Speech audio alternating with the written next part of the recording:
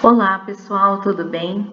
Nós vamos dar sequência hoje ao texto Direito e Linguagem, falando sobre texto jurídico e os entraves linguístico-gramaticais. Nós já tínhamos conversado sobre os elementos da comunicação e o quanto é importante a gente pensar nesses elementos para estabelecer uma comunicação jurídica. Por exemplo, em relação ao emissor, qual que é o papel social exercido pelo emissor? Qual que é o papel social exercido pelo meu receptor? Que tipo de linguagem eu vou usar? Qual vai ser o meio usado? Qual é o objetivo que eu tenho, a finalidade? Então, são elementos extremamente importantes para a gente considerar em qualquer tipo de comunicação. Lembrando que o papel social, ele varia dependendo de cada situação comunicativa. Bom, tínhamos já falado sobre isso, então é uma revisão. Nesse momento, a gente vai tratar sobre as funções da linguagem. E essas funções da linguagem, elas estão relacionadas aos elementos da comunicação. Por quê? Dependendo da ênfase que a gente dá a cada um desses elementos, nós vamos ter funções de linguagem diferentes. Então, vamos começar aqui pelo emissor, ou no caso aqui, o destinador nesse quadro.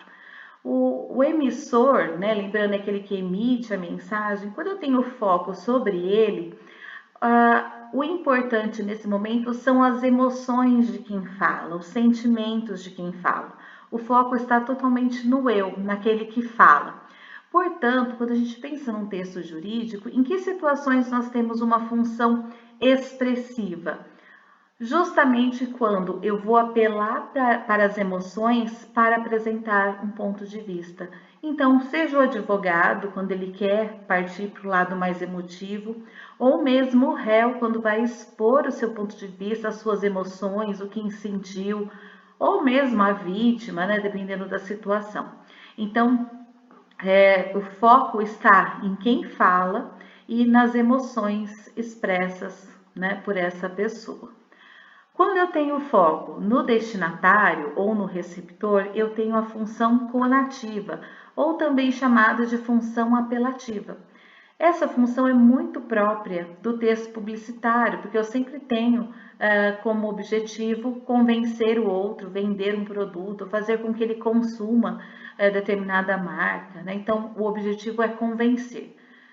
No texto jurídico, isso também se dá, pois a todo momento a gente tenta convencer o outro da minha versão, da minha verdade. Consequentemente, a função conativa também vai estar presente no texto jurídico. A função referencial, né, ela envolve justamente o referente, ela tem por base o que eu vou dizer. O importante é o conteúdo que eu passo, qual é a mensagem, né, que eu vou dizer ali para outra pessoa. É uma função própria do texto jornalístico, do texto científico, porque a todo momento eu estou querendo apenas informar, passar uma informação sem necessariamente me preocupar com uma estrutura. Por isso, é uma função que vai aparecer também no texto jurídico, porque a todo momento você está apresentando fatos, né? E isso vai se dar justamente por meio dessa função referencial. Quando o foco está sobre a mensagem, eu tenho a função poética. E não necessariamente eu estou pensando só na poesia. A poesia ela tem uma função, a função poética, justamente porque o importante nessa função é o como, eu digo, é a elaboração dessa mensagem. Pensando que eu posso dizer algo de diferentes formas, quando eu busco uma forma mais elaborada, eu estou me preocupando com essa função, a função poética, que é uma preocupação também do advogado, porque ele busca dizer algumas verdades de forma mais delicada ou mais agressiva, elaborando de acordo com o que se espera de um texto jurídico.